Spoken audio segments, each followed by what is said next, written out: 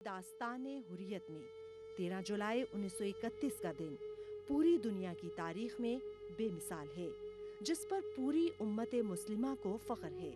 اس دن central jail سری نگر میں ایک نوجوان عبدالقدیر کے خلاف ڈوگرا عدالت میں بغاوت کے جعلی مقدمے کی سماعت تھی۔ جیل کے احاطے کے باہر ہزاروں فرزندان توحید جمع تھے۔ نماز ظہر کا وقت ہوا۔ ایک کشمیری نوجوان نے آذان کا آغاز کر دیا۔ اس نے ابھی اللہ اکبر ہی کہا تھا، جسے ڈوگرا فوجی کیسے برداشت کرتے۔ ڈوگرا فوج کی ایک گولی اس نوجوان کے سینے سے پار ہو گئی۔ یہ دیکھ کر دوسرے نوجوان نے آذان کی تکمیل شروع کی۔ ڈوگرا فوج کی دوسری گولی نے اسے بھی شہید کر دیا۔ ایک نوجوان کی جگہ دوسرا لیتا، آذان جاری رکھتا، ہندو فوجی اسے شہید کرتے جاتے۔ 22 کشمیری نوجوانوں نے آذان کی تکمیل میں اپنی شہادتیں پیش کیں۔ آذان کی یہ دیوانہ وار تکمیل آج تک کشمیری قوم کو ایک ولولہ تازہ سے روشناس کرواتی ہے۔ بھارتی ان شہیدوں کی لاشوں سے بھی خوفزدہ ہے۔ ڈرے ہوئے بے ضمیر بھارتی فوجی انہیں شہید کرنے کے بعد ان کے جسد خاکی بھی غائب کر دیتے ہیں۔ بلا شبہ کشمیری قوم بھارت سے آزادی کے لیے بہت بڑی قیمت ادا کر رہی ہے۔ 1989 سے اب تک تقریباً 95,806 کشمیریوں کو شہید کیا گیا۔ دوران حراست شہداء کی تعداد لگ بھگ 7,178 سے تجاوز کر گئی۔ بھارتی ظلم سے قریباً 23,000 خواتین بیوہ ہو گئیں۔ 1,07,824 کے قریب بچے یتیم ہو گئے اور تباہ شدہ گھروں کی تعداد قریباً 1,10,392 ہے۔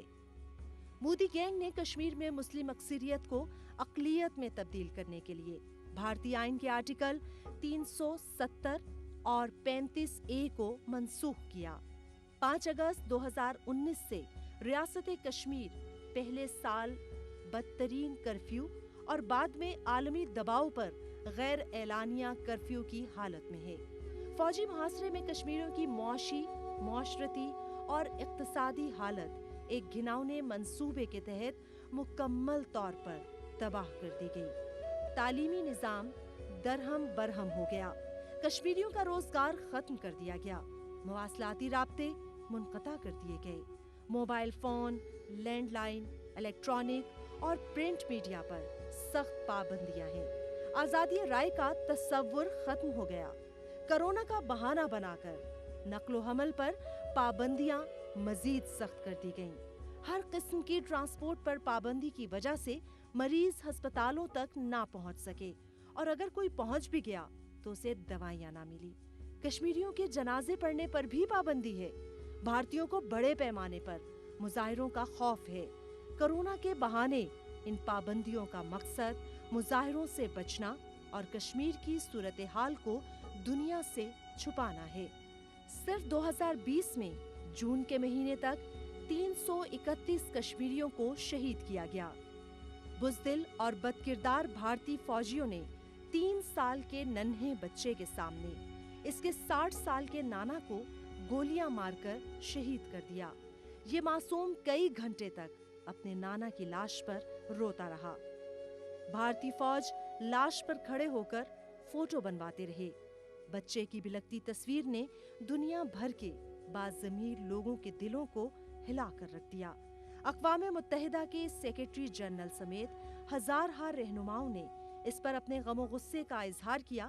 سوشل میڈیا پر بھارت کے باضمیر لوگوں نے طوفان برپا کر دیا۔ وہ پوچھ رہے تھے، یہ کیا ہے؟ اس کے علاوہ بھی کوئی دہشت گردی ہوتی ہے؟ بھارت کون سی فصل بو رہا ہے؟ بھارتی حکومت کو سوچنا ہوگا۔ جب یہ فصل پک کر تیار ہوگی تو نفرت کے طوفان کے سامنے بھارت کہاں کھڑا ہوگا؟ کشمیر میں انسانیت دم توڑ رہی ہے۔ 13 جولائی 1931 کو جو قافلہ رواں ہوا تھا، اس کے ہر پڑاؤ کی فضا شہداء کے لہو سے مہکتی ہے۔